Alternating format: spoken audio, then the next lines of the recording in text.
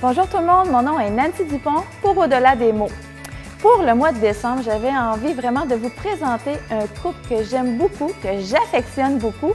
Et quoi de mieux que Nicolas et Véronique?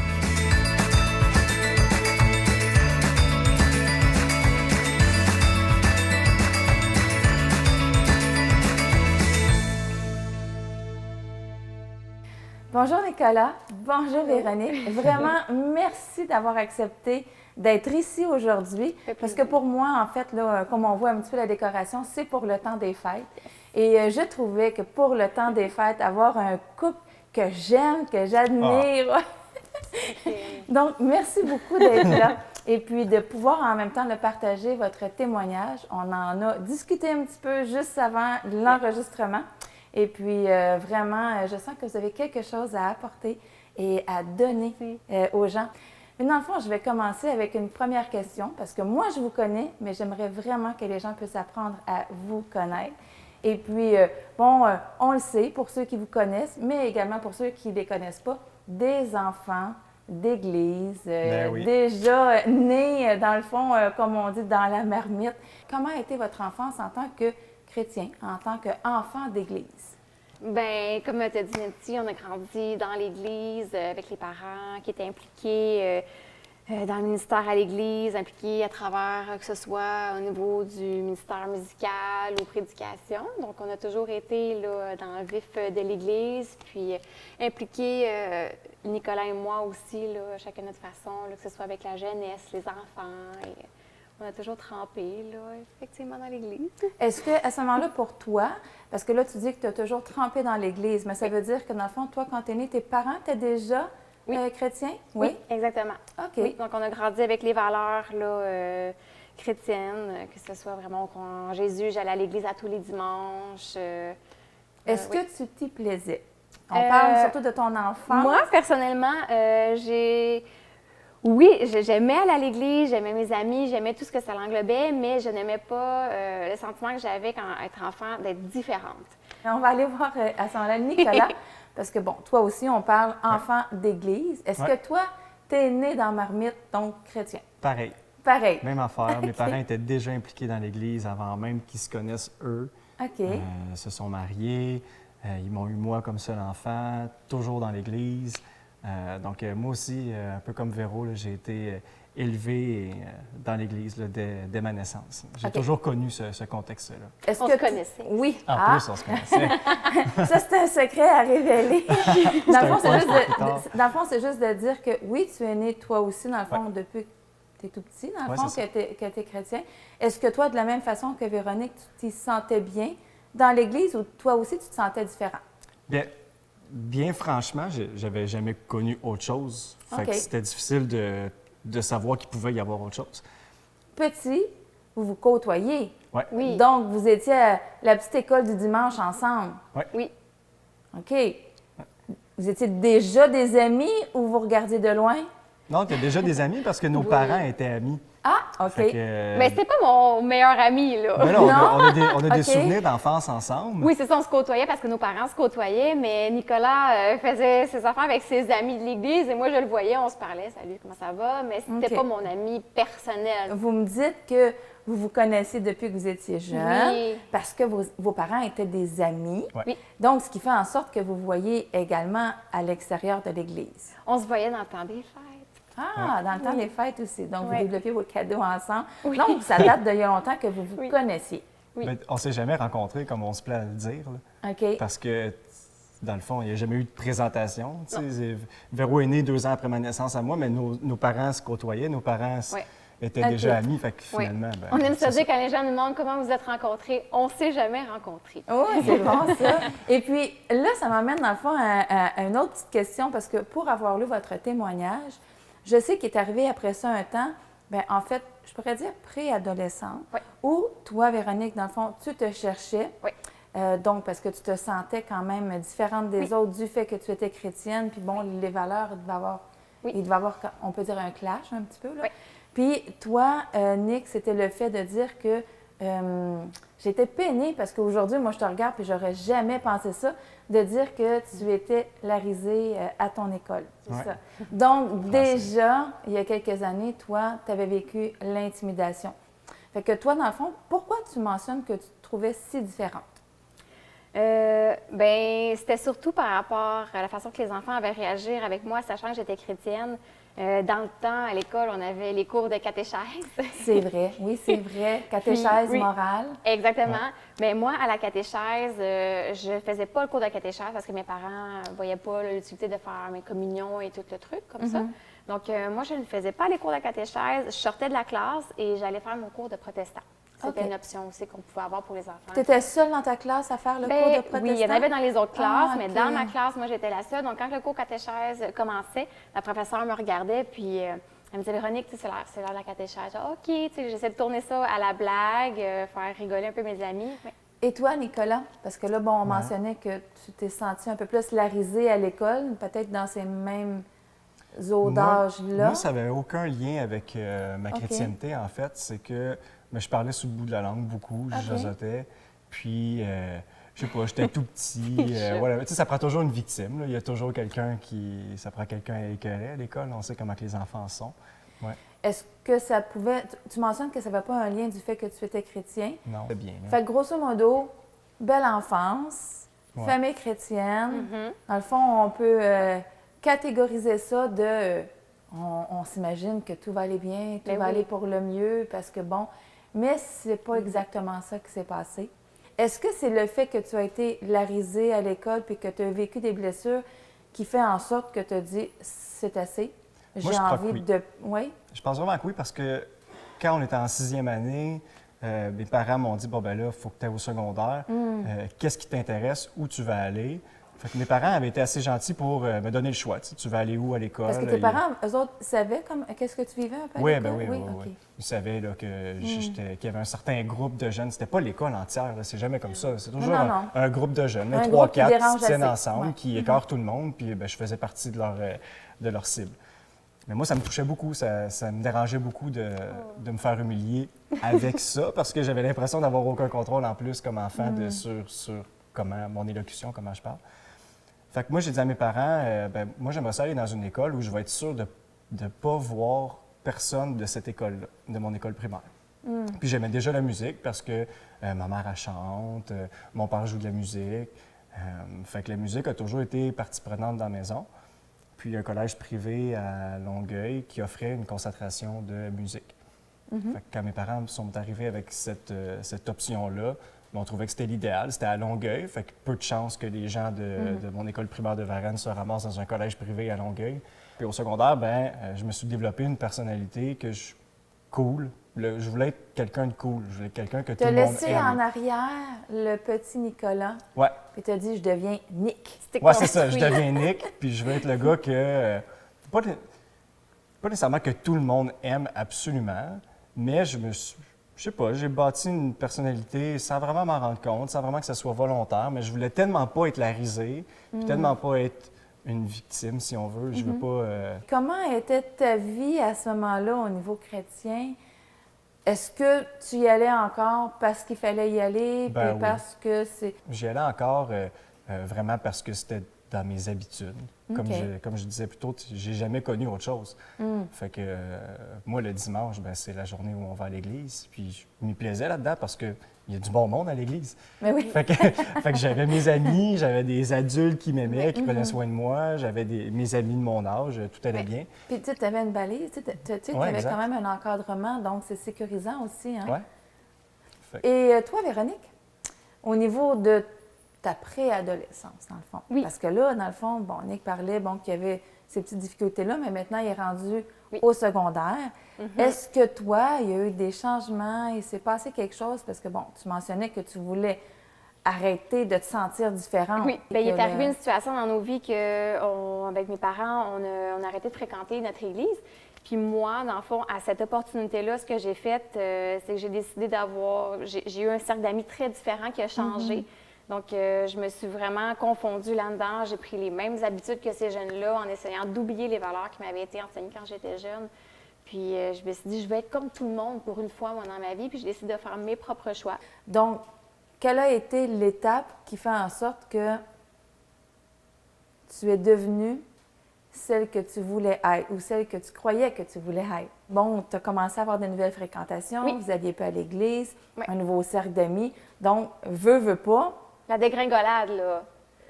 Oui, Je suis tombée dans une certaine dégringolade parce qu'en faisant moi-même mes choix qui sont pas nécessairement les bons, j'apprends la vie. Mes amis sont différents, donc j'essaie de combler les manques finalement que j'ai pu avec, que ce soit commencer à consommer de l'alcool, commencer à essayer les drogues, essayer d'être comme tout le monde là, tu sais, de mon école, mais là, comme tout le monde, c'était les gens qui m'entouraient qui n'étaient pas nécessairement bons non plus. Fréquenter des mauvaises personnes, vraiment. Donc, c'est devenu... est-ce que tu as gardé quand même quelque chose à l'intérieur de tout toi? le Parce que tu sais, à quelque part, je me dis, tu nais chrétienne, Oui. tu acquis des valeurs. Tu sais, tu n'as pas rencontré Dieu à 20 ans, là. Donc, tu as acquis des valeurs qui se sont enracinées à l'intérieur de toi. Fait que, est-ce que pendant ces moments-là, quand tu dis, bon, l'alcool, la drogue et tout ça, est-ce que pendant ces moments-là, il y a des fois cette petite pensée-là? Toujours. Oui. Oui, tout le temps. Dans les débuts, surtout, tu sais, quand c'est nouveau, on est jeune, on essaie des nouvelles affaires. On dirait qu'on entend cette petite voix à l'intérieur, qu'on est comme, ouais, c'est peut-être pas ce qui est meilleur pour moi. Puis à force de le faire, puis d'entretenir un certain mode de vie comme ça, c'est sûr que la petite voix s'efface toujours de plus en plus. Toi, si je comprends bien, du fait que tu voulais tellement être comme les autres, Oui. alors qu'aujourd'hui, en tant qu'adulte, on aspire tellement à être unique. Tellement. Mais On embrasse la Oui, différence, c'est mais on est enfant, on veut tellement être comme nos amis, on veut tellement être comme tout le monde. En tout cas, pour moi, c'était... dans le fond, c'est un besoin d'être aimé. Oui, définitivement. Se sentir valorisé. Tu veux juste être aimé, tu veux Oui. juste être accepté. Oui, Puis là, tu rencontres une personne, dans le fond, qui t'emmène dans un profond Oui. gouffre. définitivement. Mon premier copain il était dans la drogue, il vendait de la drogue. Donc, moi, je suis tombée là-dedans. Puis, mon désir d'être valorisée, c'est là-dedans que je suis allée le chercher. On le réalise pas tout le temps quand on est Non. dedans. Non, pas du tout. C'est juste à un moment donné, j'ai décidé de sortir de cette relation-là. Puis c'est à partir de ce moment-là que je réalisais, wow, à quel point j'étais rendue loin. Puis que je m'étais tellement éloignée de qui j'étais, tellement de vouloir être différente, puis de me sentir valorisée. Je voyais à quel point j'étais passée du point A au point B, mais c'était vraiment pas le point B que je voulais. Et toi, Nicolas, le fait que tu as changé d'école et que là, tu es passé de Nicolas à Nick de Star, ce qui fait en Ouais, c'est ça. sorte que Pas ce tu t'es point-là, créé... Hop! Non, mais c'est juste pour dire, dans le fond, tu sais, tu voulais tellement... Parce qu'à quelque part, un peu comme Véronique, dans le fond, tu voulais juste qu'on te voit, que Ouais. tu existes. Puis je me dis, à quelque part, ben pour ça, maintenant, là, tu t'es forgé une autre personnalité qui a peut-être toujours été la tienne, mais qui était enfouie. Mais là, cette personnalité-là, qui était comme toute nouvelle, t'a emmené à faire des choix, toi aussi, Ouais. dans ton adolescence. Ouais. Moi, c'était pas le même vice que Véro, mettons, l'alcool et les drogues. Moi, j'adorais le jeu de la séduction. OK.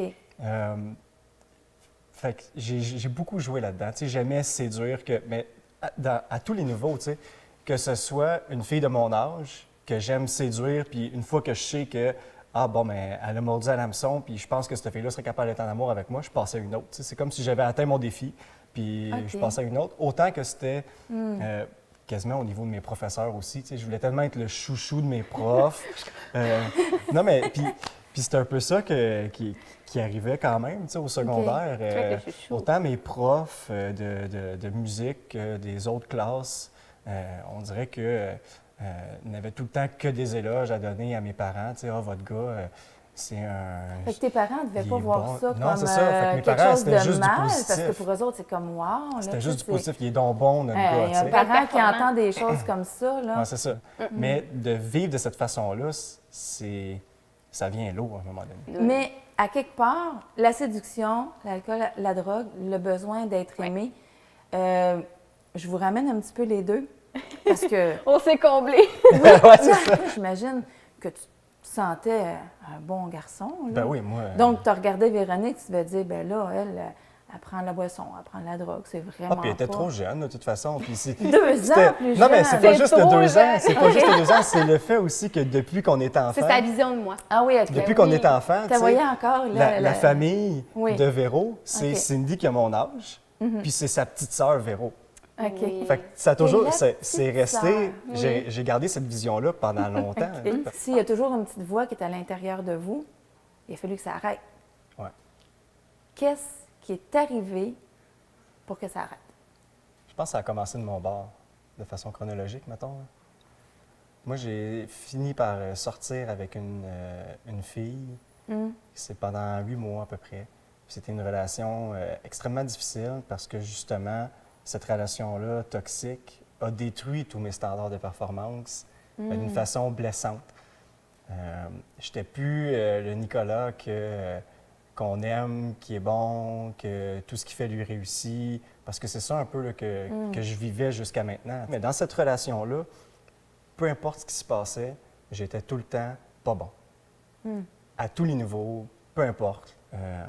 Je continuais évidemment pendant tout ce temps-là d'aller à l'église, parce que de façon hypocrite à 100 parce que j'étais impliqué, puis il n'y avait pas vraiment personne d'autre pour remplacer le OK. poste que j'avais, si on veut. Fait que il y avait une dame qui était là qui apportait un message, puis ça m'a vraiment parlé, ça m'a touché. On dirait que ça m'a ramené à Dieu peut agir dans ma vie pareil, même si j'ai tout fait pour fuir Dieu de façon volontaire et délibérée. Dieu peut quand même encore aujourd'hui m'aimer.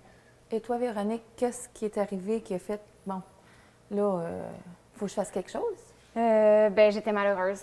J'étais définitivement malheureuse. Je me sentais avec le fameux trou noir à l'âme là, que les gens essaient de combler, c'est ça, avec la drogue, l'alcool, essayer de tamponner ça, mais c'est un trou noir, fait que ça fait juste aspirer, puis ça se comblera juste jamais. Donc, moi, l'image du Dieu qu'on m'avait dépeint dans ma jeunesse, c'était un Dieu qui aime, puis que peu importe justement que ce que tu vas faire, tu n'as pas besoin de performer pour être aimé. Donc, moi, je me fiais sur cette image-là de ce Dieu-là, puis je me dis, wow, je vais essayer de retourner vers ce Dieu-là qu'on m'a présenté dans mon enfance. Je m'ennuyais de la petite Véronique qui avait la paix à l'intérieur. Quand j'étais jeune, très jeune à l'Église, je me suis toujours sentie bien à l'Église, j'avais la paix à l'âme, puis c'est ce que je voulais rechercher encore puis retrouver. Donc, il y a un jour que j'étais tannée de ce mode de vie-là. Je me suis tannée. Je me suis dit, il n'y a vraiment rien que je fais qui m'amène à un bonheur intérieur. Donc, je vais retourner à ce que je connais, aux valeurs que j'avais reçues dans mon enfance. Puis, c'est là que j'ai donné un ultimatum à Dieu. C'était, bon, ben Seigneur, c'est ça que tu te rematérialises sur la terre pour venir m'aider. OK. Ou tu m'envoies quelqu'un pour me prendre la main puis m'aider à faire le chemin pour sortir de ce mode de vie-là parce que par moi-même, je sais que je ne serai jamais capable. Puis c'est là que ben, cette personne-là est venue dans ma vie pour m'aider à me prendre la main puis m'emmener sur le bon chemin. Et qui est revenu dans ma vie, on s'est recroisés au cégep. Puis hey, ça fait longtemps qu'on ne s'était pas vus. Ça faisait plusieurs années qu'on s'était comme, tu sais, séparés parce que moi, j'avais quitté vraiment le milieu de l'Église. Donc, on ne se voyait pas. Puis, hey, on s'en va au cégep, ça fait longtemps. On va reprendre un café, ça te tente-tu qu'on aille jaser? Tu sais? Ben ouais. Fait que, on a développé une amitié à partir de ce moment-là. Donc, l'image que vous faisiez l'un de l'autre a commencé à se défaire. Oui, à changer, ben oui. Ouais. On a vécu tellement de choses séparément, chacun de nos côtés, puis on a tellement changé, on a tellement évolué dans la vie. On avait bien des choses à se compter. Puis toi, Nicolas, en fait, je sais aussi que tu as posé un ultimatum aussi à Dieu. Ouais. Fait que Du défi. après ce fameux message-là qui m'a ébranlé un peu, qui m'a rappelé que Dieu pouvait agir dans ma vie, moi, j'avais déjà laissé cette fille-là depuis... OK. Je me souviens plus des temps exacts. Là. Ça faisait peut-être 1 mois, ça en faisait peut-être 2, mais ça allait pas bien dans ma vie. J'allais pas bien. J'étais encore écrasé à terre, puis je me sentais encore comme un moins que rien. Est-ce que je peux appeler ça une dépression? Je le sais pas, mais j'avais un mal à l'âme, puis je survivais à ma journée. Tu sais. Fait que, quand j'ai entendu ce message-là, mais je me suis levé un matin, puis j'ai dit, j'ai prié ou j'ai parlé à Dieu, puis j'ai dit, bon, ben je sais que tu existes, j'ai été élevé là-dedans, là, fait que là, il faut que tu fasses de quoi avec ma vie parce que moi, j'en peux plus.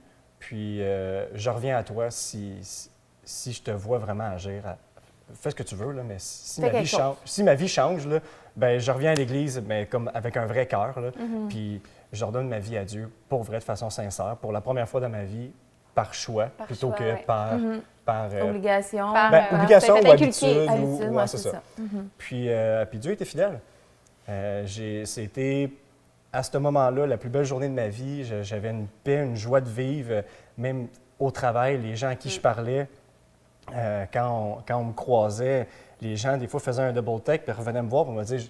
Nicolas?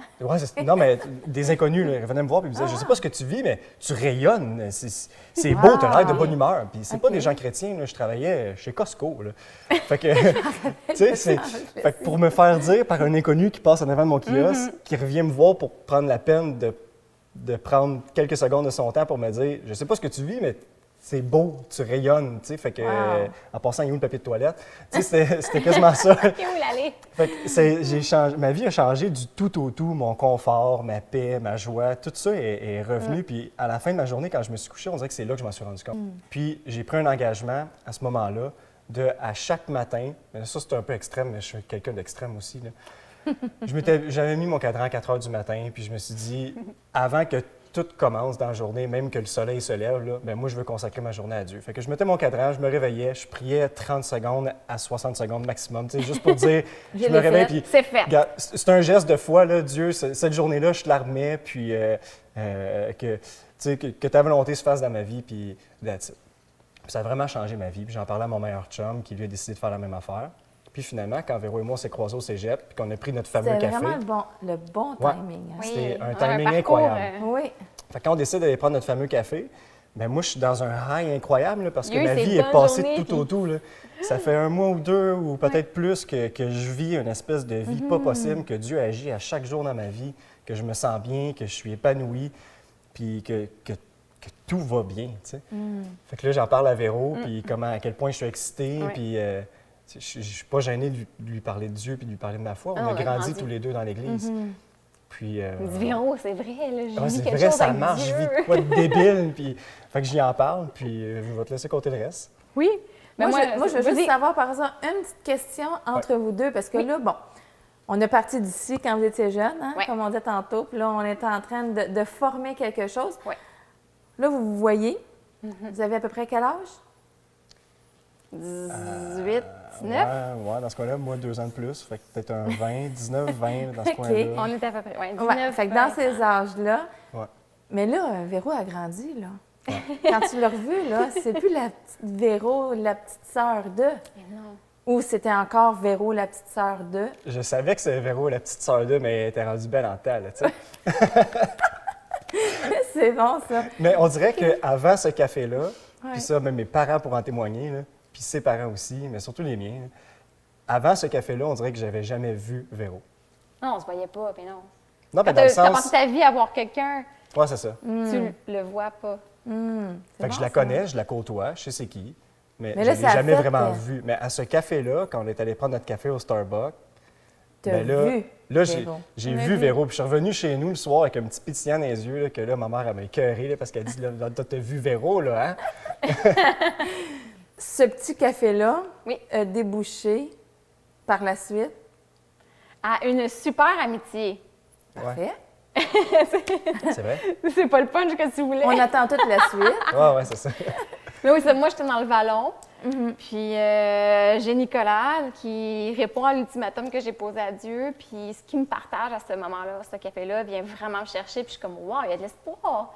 Puis si Dieu, c'est-tu la personne que tu m'envoies pour me tenir la main, tu sais? Puis ça l'a vraiment, ça répondait à ma prière. Fait que ça m'a déjà là, ça m'a motivée. Puis Nicolas qui m'appelle à tous les jours à 4 heures le matin. Faut que tu pries Ah, toi ouais, ça, aussi. je t'ai pas Ouais, c'est réveillée. Eh mon Dieu, ça, j'étais comme, quelle idée! C'est quoi cette idée-là de m'appeler à cette heure-là, de me Ouais, c'est faire bon, réveiller? Mais pour vrai, ça me contaminait parce que c'était efficace. OK. Puis moi aussi, j'avais des bonnes journées, puis j'avais moins le mal à l'âme. Puis vraiment, Dieu s'est manifesté dans ma vie aussi avec ce pas de foi-là de prier à 4 heures du matin, remettre notre journée tout simplement à Dieu. Pour moi, là, les histoires d'amour, j'aime Ouais. tellement ça. Puis j'ai besoin de connaître la vôtre. On commence avec une amitié, Ouais. tout petit.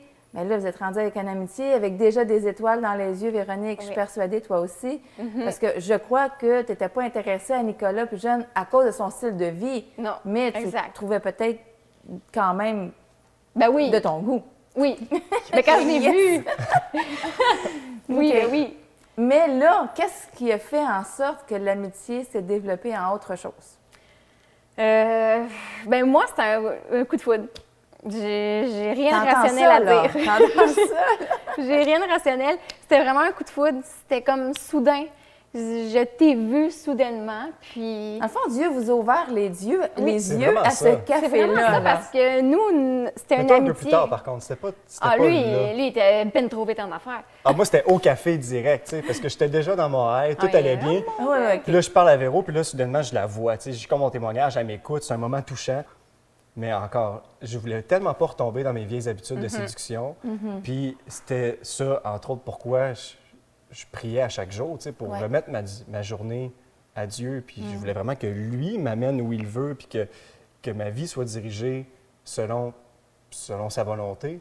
Que je voulais pas retourner puis dire « Ah ben Véro est belle, je vais faire des moves. » là. Ça n'a vraiment pas été mon intention. On a vraiment bâti notre vie de prière. Elle, moi, mon meilleur chum. Puis c'est à travers cette vie de prière-là, quotidienne, que ben, de plus en plus, on a commencé à se confier un peu plus. Ouais. Puis que notre amitié un peu superficielle de « on se connaît » est devenue plus personnelle, je pourrais dire. Ben oui. Comme Nicolas disait, on ne veut pas retomber dans nos vieilles habitudes. Donc, moi, je marchais sur la pointe des pieds, puis je voulais pas que ce soit une relation d'échec non plus. Surtout, en plus, avec une personne qui était très précieuse pour moi. Peut-être pour une deuxième histoire, on pourra parler de la deuxième partie de Véronique Ouais. et Nicolas.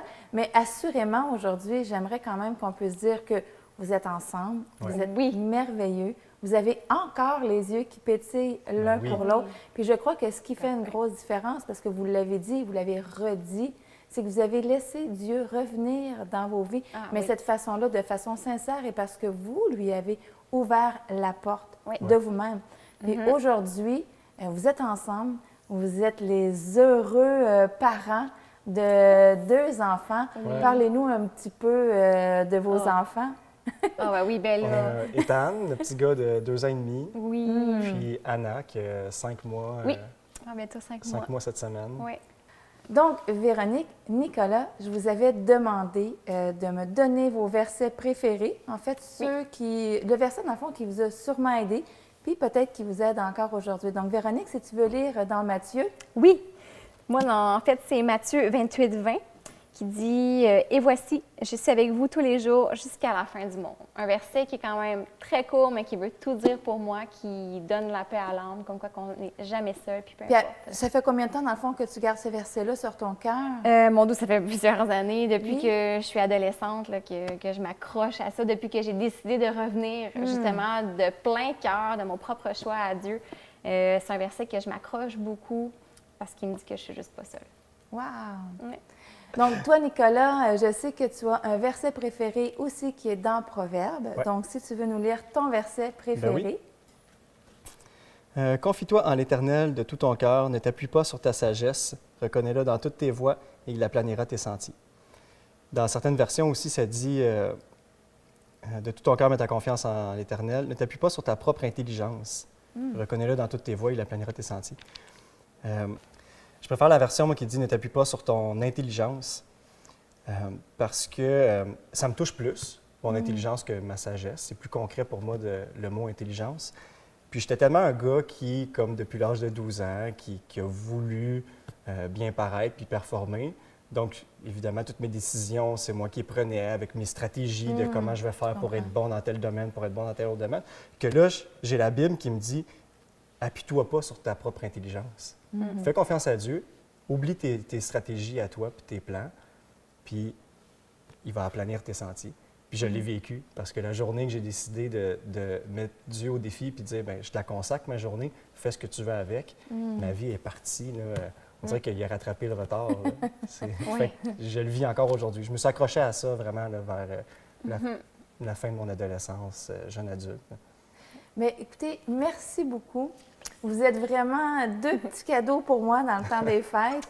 J'ai vraiment apprécié entendre votre histoire avec votre cœur, la façon que vous l'avez vécue. Et puis, je suis certaine, en fait, là, que les gens qui vont vous avoir entendu, écouté, bien, en fait, ils vont aspirer à un amour qui est aussi pur que le vôtre. Ben oui. Vous avez pris du temps, vous avez été des amis au début, puis aujourd'hui, on peut voir que le fruit que ça a porté, dans le fond, quand on écoute la voix de Dieu. Quand Dieu te contrôle. C'est les meilleurs sentiers, c'est les meilleures choses qu'il réserve pour nous. Donc, merci beaucoup. Et pour les auditeurs, bien, on se voit la prochaine fois.